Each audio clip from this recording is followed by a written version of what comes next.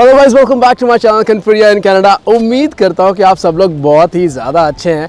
और यार अब यहाँ पर ऐसा है ना, कनाडा में समर्स आना स्टार्ट हो गए तो लोग वॉक करने निकल आते हैं, जैसे कि मैं निकला हूँ। और मैंने सोचा इसी बहाने आपसे बात भी कर लेता हूँ और आपको बता देता हूँ कि आखिर कनाडा का जो पीआर होता है, परमानेंट रेसिडेंसी, उसके क्या क्या बेनिफिट्स होते हैं। और एक चीज़ और दिखा देता हूँ उससे पहले आपको। अगर आपको वहाँ दूर पे कुछ लोग दिख रहे होंगे, यहाँ पे क्रिकेट चल रहा है।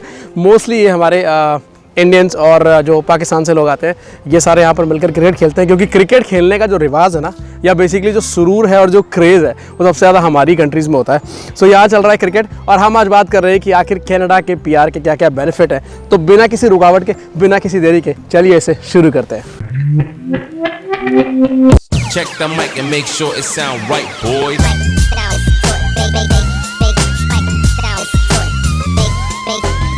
It sound right, boy.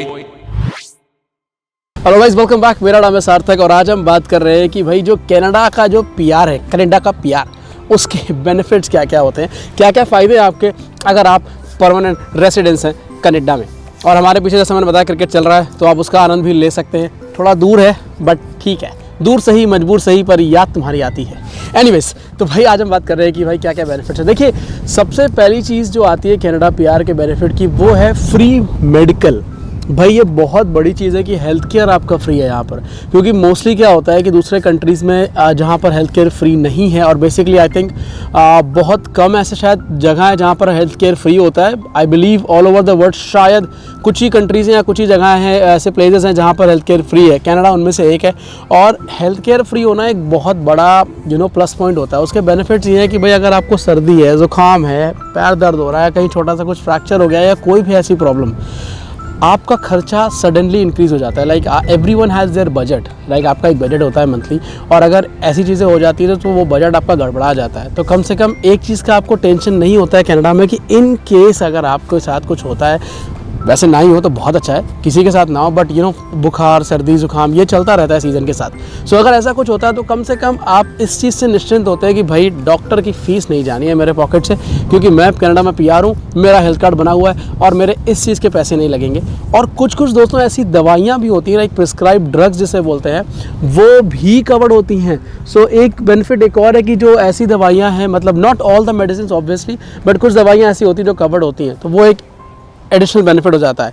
Plus अगर आप कहीं पर काम कर रहे हैं और आपको कंपनी की तरफ से इंश्योरेंस है, तो उस इंश्योरेंस में भी बहुत सारी दवाइयों पे आपको डिस्काउंट मिलता है। फॉर इंस्टेंस मेरे पास जो कंपनी का इंश्योरेंस है, 80% तक कवर होती है मेरी मेडिसिन कॉस्ट। सो मतलब अगर $100 की कोई लेट्स से मेडिसिन है, तो मैं उसका $20 ही पे करूँगा, which is comparatively less. Instead of paying 100 आप $20 ही पे कर रहे हो। तो वो भी एक एड ऑन हो जाता है कि अगर आप कहीं पर काम कर रहे हैं and you have another insurance as well. और गाइस, जो दूसरी बात आती है, यार हवा थोड़ी सी ज़्यादा चल रही है तो मेरे बाल उड़ रहे हैं, प्लीज़ डोंट माइंड। तो गाइस, जो दूसरी बात आती है वो ये है कि आप ऑल ओवर कनाडा कहीं भी रह सकते हैं और कहीं भी काम कर सकते हैं। So if you are a permanent residence, आपको रिस्ट्रिक्शंस नहीं होते हैं कि आपको कौन से प्रोविंस में रहना है। आप चाहें तो एल्बर्टा मूव हो जाएं, आप चाहें तो मॉन्ट्रियल मूव हो जाएं, आप चाहें तो टोरंटो में रह लें, anywhere wherever you want you can live and work. That's another benefit of having a PR in Canada, which is a very good thing, because आपको फ्रीडम होता है। Let's say if you are living in Ontario और आपको कहीं और से job offer आता है, तो आप टेंशन फ्री होकर के वहाँ मूव कर सकते हैं। आपके जो बेनिफिट्स हैं वो आपको साथ में आपके जाएंगे एनीवेज, एंड आप आराम से वहाँ जाकर काम भी कर सकते हैं और आराम से वहाँ रह भी सकते हैं, और पीआर होने के फ़ायदे आपको मिलते ही रहेंगे। और गाइस, इसके बाद बात आती है, वो बड़ी कमाल है कि भाई अगर आप स्टूडेंट हैं या वर्क परमिट पे होते हैं, जब आप कनाडा से बाहर जाते हैं किसी भी कंट्री, और जब आप वापस एंटर करते हैं कनाडा के अंदर, तो जो इमिग्रेशन प्रोसेस होता है थोड़ा सा क्रिटिकल होता है। नॉट क्रिटिकल बट बेसिकली थोड़ा सा लॉन्ग प्रोसेस होता है। आपको 2-3 सेक्शन से जाना होता है। बट अगर आप कनाडा पीआर हैं तो आपका इमिग्रेशन क्लियरेंस बहुत ही ज़्यादा स्मूथ होता है, क्योंकि अगर आप यहाँ नहीं आए हैं अभी, तो आप जब आएंगे तो यू विल रियलाइज़ कि पीआर वालों की एक अलग लाइन होती है, पीआर सिटीजन्स उनकी अलग लाइन होती है, और जो टेम्परेरी परमिट्स में उनकी अलग होती है। तो टेम्परेरी परमिट्स में उनको भी अपने रिस्ट्रिक्शंस फॉलो करने होते हैं, प्रोटोकॉल्स फॉलो करने होते हैं, सो वो रिस्ट्रिक्शंस होते हैं। But when you are PR, आपके लिए रिस्ट्रिक्शंस कम होते हैं, और जो क्लियरेंस होता है इमिग्रेशन का, वो थोड़ा सा फास्ट हो जाता है, विच is another very good thing. और गाइज, इसके बाद जो बात आती है वो ये है कि जब आपके बच्चे होंगे आगे चल के, जब आपकी फैमिली बढ़ेगी, तो बच्चों की जो एजुकेशन होती है वो भी भाई साहब फ्री होती है। तो भाई पढ़ाई का खर्चा बिल्कुल भी नहीं है। सो अप टू ग्रेड 12 तक आपके बच्चों की पढ़ाई फ्री होती है कनाडा में, विच is another great thing. So like starting से लाइक प्राइमरी स्कूल से लेकर के 12th स्टैंडर्ड तक, ग्रेड 12 तक अगर बच्चे की पढ़ाई फ्री है तो आप ये समझिए कि आपका टेंशन कितना कम होने वाला है। बिकॉज बेनिफिट उसका ये है कि भाई पहली चीज़ तो आपको फ़ीस पे नहीं करनी है, दूसरी चीज़ जो पिकअप एंड ड्रॉप भी होता है बच्चों का, जो बस सर्विस होती है वो भी इंक्लूडेड होती है। और उसके साथ ही साथ लेट्स से इन फ्यूचर अगर आप भी पढ़ने का प्लान कर रहे हैं कनाडा में, तो आपका जो एजुकेशन कॉस्ट होगा, अगर आप ग्रेजुएशन कर रहे हैं, MBA कर रहे हैं, कुछ भी, बीइंग अ PR वो कॉस्ट भी कम होता है। फॉर इंस्टेंस जब मैं कनाडा आया था, एज ए स्टूडेंट आया था मैंने जो कोर्स किया था उसकी 1 साल की फ़ीस उस टाइम पे अराउंड $16,000 थी मेरे लिए, बिकॉज मैं इंटरनेशनल स्टूडेंट था। बट जो PR होल्डर्स हैं और जो सिटीजन्स थे उनकी fees I think $6,500। So imagine 16,000 versus 6.5 और $6,000 कितना ज़्यादा डिफरेंस है। सो अगर आप भी पढ़ना चाहेंगे आगे जा करके तो आपके लिए पढ़ाई के पैसे तो लगेंगे ऑब्वियसली, बट कॉस्ट बहुत कम होती है। और वैसे ही आफ्टर ग्रेड 12 आपके जो बच्चे हैं वो पढ़ेंगे, फीस लगती है कॉलेज एंड यूनिवर्सिटीज़ की, बट जो अमाउंट आप पे करते हो that is way less than if somebody is coming directly from a different country as an international student and compare to you are a PR और citizen in Canada. So वो एक और benefit होता है इसका।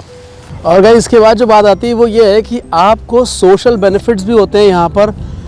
Almost all the benefits equal to a citizen is having in this country. जो एक citizen होते हैं यहाँ पर, जो सिटीजन से बेसिकली कनाडा में, उनको जो बेनिफिट्स हैं आपको भी वो सारे सोशल बेनिफिट्स मिलते हैं except voting rights. Voting right आपके पास नहीं होते जब तक आप PR हैं, बट डेफिनेटली इन फ्यूचर जब आप सिटीजनशिप ले लेते हैं या अगर आप प्लान करते हैं सिटीजनशिप लेने का तो आपको वोटिंग राइट भी मिलते हैं साथ में। और भैया जैसा कि मैंने बताया, अगर आप सिटीजनशिप लेने का प्लान कर रहे हैं इन फ्यूचर, सो डेफिनेटली उसके बाद जो बात आ रही है वो यही आ रही है कि सिटीजनशिप के लिए आप एलिजिबल होते हैं अगर आपके पास कनाडा का PR है। तो basically I think 1095 days, basically अगर 3 साल आप कनाडा में रहे हैं, so you are eligible to get citizenship as well. और आपका PR most of the cases 5 साल के लिए वैलिड होता है, सो आप उसके लिए भी एलिजिबल है। 3 साल के बाद आप अपनी सिटीजनशिप भी ले सकते हैं कनाडा की। इसके बाद जो बात आ रही है वो ये है कि जब आपका PR एक्सपायर होने वाला होता है, PR रिन्यू करने का प्रोसेस बहुत ही ज़्यादा स्मूथ है। जब आप फर्स्ट टाइम लगाते हो उसका प्रोसेस बहुत अलग है, क्योंकि आपको बहुत सारे डॉक्यूमेंट्स प्रोवाइड करने होते हैं। दे हैव टू चेक कि आप एलिजिबल हो कि नहीं हो। बट अगर एक बार आपको PR मिल चुका है तो उसे रिन्यू करना बहुत आराम से है, hassle free renew of your PR।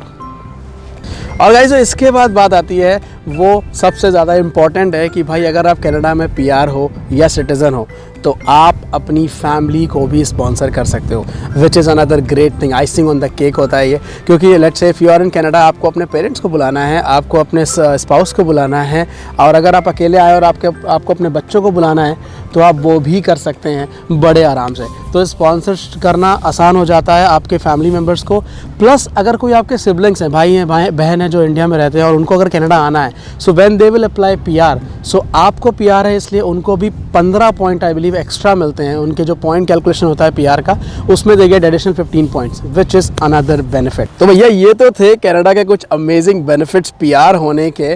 तो अगर आप PR लेने का प्लान कर रहे हैं बिल्कुल ले लें, आप चाहे कनाडा में हो या ना हो। आप इंडिया से भी अप्लाई कर सकते हैं अपना PR। आप अगर कनाडा में ऑलरेडी हैं तो डेफिनेटली आप अप्लाई कर ही सकते हैं। और PR के बेनिफिट जैसे कि मैंने आपको बताया, ये सारे बेनिफिट्स आपको मिलते हैं। और भैया अगर चैनल पर नए हो तो इसे सब्सक्राइब कर दो, नीचे लाल रंग का बटन है उसको दबा दो, तोड़ दो, फोड़ दो, जो चाहो कर दो, बट सब्सक्राइब कर दो। और वीडियो अच्छा लगा तो इसे लाइक करके नीचे कमेंट करके इतना बताओ यार कि वीडियो लगा कैसा, और आगे कौन कौन से ऐसे टॉपिक्स हैं या कौन कौन से वीडियो हैं जो आप देखना पसंद करोगे, प्लीज़ मुझे नीचे कमेंट करके बताएं। या फिर इंस्टाग्राम पे मुझे आप फॉलो करके भी मैसेज कर सकते हैं। I will be more than happy to answer your queries, या अगर कोई सजेशंस हैं feel free to let me know. Thank you very much आपका इतना प्यार देने के लिए, सपोर्ट देने के लिए। Take care of yourself, stay safe and have a wonderful rest of the day. Goodbye.